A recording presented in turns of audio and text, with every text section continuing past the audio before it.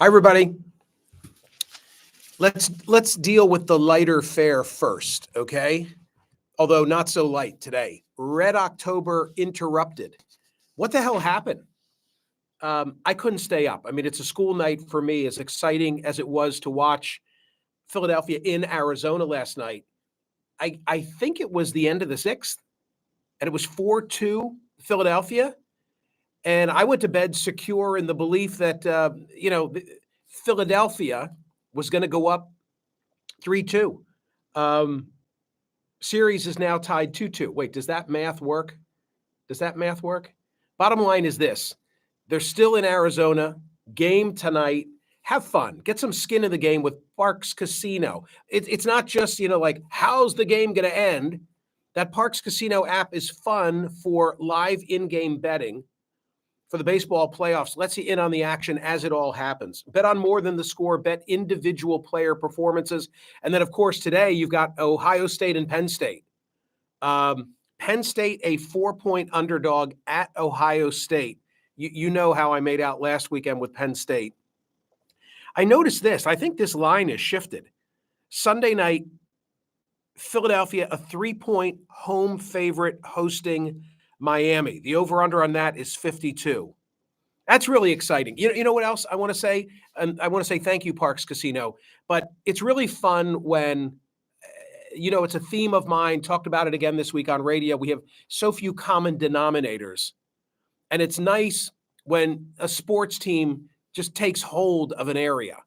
And that feeling in Philadelphia with everybody wearing red and psyched about the opportunity here to make amends for last season's outcome of the World Series. It's just good stuff. It's just good stuff. And man, oh man, do we need a bright spot these days. Thank you, Parx Casino. You got to be 21 and in Pennsylvania, New Jersey, Ohio, or Maryland. Gambling problem, call 1-800-GAMBLER. I have said before that I am privileged in having an open radio microphone for 15 hours a week, and then to be able to reach a worldwide audience on CNN for 1 hour a week on Saturdays. And I must say, and hopefully it'll be evident if you watch today's show, tremendous amount of thought, more than normal. I mean, we are never seat of the pants here, but a lot of thought, preparation, reflection has gone into today's CNN program, because not only do I have a privilege with these microphones that reach a lot of people, but there's a responsibility attached to it. And I'm not being melodramatic. I'm very, very concerned about what's going on in the world. I'm very, very concerned about the global temperature and the animus directed toward Israel and the animus directed toward the United States and the West generally. In fact, let me just say right from the outset, as I watch these global protests, which seem to be growing and becoming more vitriolic, there seems to be no recollection is not the word. I guess I would say, let me say it this way, that Israel was the subject of such barbarism 2 weeks ago today seems to be lost on tens of thousands of people who are taking to the streets in the Middle East against Israel and against the United States, against the West. And it's almost as if that didn't happen. I understand, and I'll talk about this in a moment. I understand the grievance. I understand the advocacy for a Palestinian state, for a two-state solution, for changes in Gaza, for changes in the West Bank. I've been there. I appreciate it. I've read in. I've tried to understand. It's complex, but I think I get the basics. But even so, it seems as if the paragliders and the motorcycles that broke through the gate and the slaughter of, 1,000 people and the taking of the hostages, it's as if to those protesters that didn't even happen. Or are they saying, well, you deserved it? And now, it seemed like it was a question of when, not if, that ground incursion was going to take place. And I'm not so sure. In fact, my poll question today asks, should Israel initiate a ground action in Gaza? And if you're thinking, well, Michael, there's no alternative, of course they have to. There's a provocative piece at Smerconish.com today from MSNBC, written by Edward Story, a retired U.S. Army infantry officer, and Dennis Aftergut, a former federal prosecutor. And it begins this way. There is a shift happening amid the ongoing violence of the Israel-Hamas war. We can see this shift in President Biden's tone, even as he pledged his unwavering support for Prime Minister Netanyahu. And we can see this shift in the way that experts at the United Nations and other global organizations are cautioning their Israeli counterparts. The world is worried.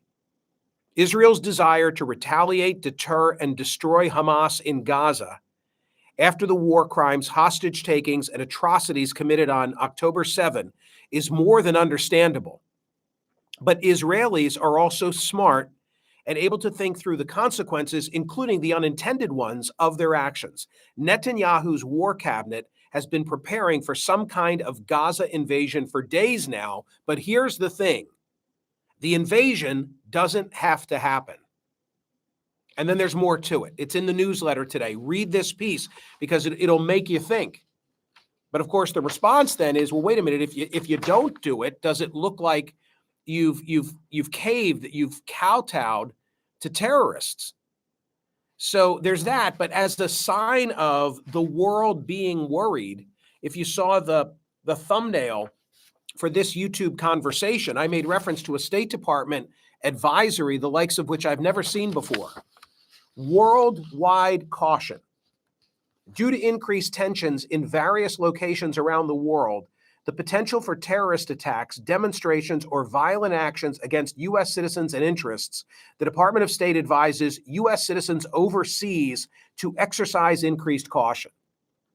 Like, they're not even being specific about what overseas means. It's just a message to all Americans to just say, be aware. Be aware, because things are at a fever pitch. Things are at a fever pitch. There's something else that's posted at Smerconish.com today. It's an opinion piece by Tom Friedman. I have great respect for Tom Friedman. I think that he's really dialed in, knows the players, has a respected perspective on all matters Middle East, but Israel in particular. Headline: Israel is about to make a terrible mistake. And he says that, well, I'll just read it. He said, from everything I have gleaned from senior U.S. officials, Biden failed to get Israel to hold back and think through all the implications of an invasion of Gaza for Israel and the U.S. So let me put this in as stark and clear language as I can, because the hour is late. I believe that if Israel rushes headlong into Gaza now to destroy Hamas, and does so without expressing a clear commitment to a two-state solution with the Palestinian Authority and end Jewish settlements deep in the West Bank, it will be making a grave mistake that will be devastating for Israeli interests and American interests. Further along, this is not about whether Israel has the right to retaliate against Hamas for the savage barbarism it inflicted on Israeli men, women, babies, and grandparents. It surely does. This is about doing it the right way.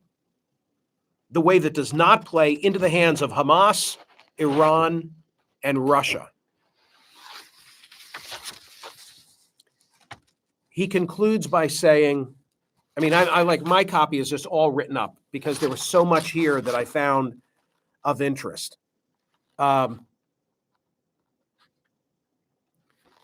If Israel feels it must reoccupy Gaza to destroy Hamas and restore its deterrence and security, I repeat, it must pair the military operation with a new commitment to pursue a two-state solution with those Palestinians in the West Bank and Gaza ready to make peace with Israel. The hour is late. I have never written a column this urgent before because I have never been more worried about how this situation can spin out of control in ways that could damage Israel irreparably, damage U.S. interests irreparably, damage Palestinians irreparably, threaten Jews everywhere, and destabilize the whole world. I beg Biden to tell the Israelis this immediately for their sake, for America's sake, for the sake of Palestinians, for the sake of the world. Interestingly, President Biden last night, he was boarding Air Force One. I'm not even sure where he was going. And a reporter shouted out a question about whether the ground incursion into Gaza ought to be delayed so that there could be more hostage negotiations. Because, of course, these 2 American hostages were just released. Yeah, I still have the remnant of a cold. And he said yes. By the way, that's slightly different than my poll question. I'm not asking, do the Israelis delay the ground incursion in Gaza pertaining to the hostages? That's not what I'm asking, but Biden was asked something similar. He was asked, should there be a delay because of the hostages? And he said yes. And then the White House walked it back, and they said that he didn't hear the question. No, I'm more spurred by the piece that said, that argues that canceling the ground invasion could actually help Israel defeat Hamas. I think it's a hard thing to think through and game theory and come to a conclusion. What I'm saying is this. What I want to say clearly is this. These global protests completely overlook the events of 10/7. It's as if it didn't even happen. And initially, I thought, well, they're motivated by the hospital strike in Gaza, because the first reports that came out were reports where Hamas was controlling the narrative and saying that it was Israel that fired a missile that struck that hospital. Now, the weight of the evidence is, it's the conclusion of the Israelis, if you want to discount their word for it. President Biden says independently, U.S. intelligence, look at the Associated Press today, because their independent review all says that it was Islamic Jihad affiliated with Hamas. An errant rocket never did so much to help Hamas as in this case. I initially thought that those protests around the globe were people who thought, my God, the Israelis, they bombed a hospital in Gaza after shutting off food and power and electricity, or food and power and energy. I'm duplicating some of my words there, aren't I? Now I don't think that's the case. I don't think that the people who I saw in the footage from Amman, Jordan, the tens of thousands of them, in Palestinian regalia, literally lighting American flags and so forth on fire. I don't think it's about the Gaza hospital. I think that this is just the culmination of some deep-seated animus toward Israel and the United States, and they don't even seem to care what happened in Israel 2 weeks ago. I'm worried. I'm very worried about it. I'm very worried about it, and apparently, I'm not the only one who's worried about it. Go to Smerconish.com and cast a ballot on today's poll question. Should Israel initiate a ground action in Gaza? Does that need to happen? Is that in the long-term best interest of the United States? Yeah, I'm gonna speak in our terms, the United States and Israel, our ally. Is there a different way of doing what's needed to be done? If you heard me on radio this week, I still maintain lots of questions about what exactly going into northern Gaza is going to entail. And today I'm going to have the opportunity to ask General David Deptula, some of my knucklehead questions that perhaps you've heard me on radio talk about. Morgan Ortagus was a spokesperson for the State Department. I want to talk to her about the messaging. Like, what do you do? What does the United States do? What does Israel do to try and level the playing field in terms of the court of world opinion? General Deptula will be here. Graham Wood. Wow. Graham Wood wrote that piece for The Atlantic that was posted at Smerconish.com yesterday, and I spoke to him on radio as well. A Hamas handbook for what to do with those hostages. And they deviated from the script because the plan was never, in the written plan, to take them back to Gaza. It was to hold in place and ultimately fight it out with the Israelis. They didn't do that. We'll talk about exactly what the new game plan might be. And Jeremy Ben-Ami from J Street will join me as well to talk about the realignment that has taken place in this country in the last 25 or so years, where, to many, the Republican Party is now the pro-Israeli party. That's not the way that it used to be. And there's some fissures within the progressive wing of the Democratic Party. Like, where are we politically? How might this impact 2024?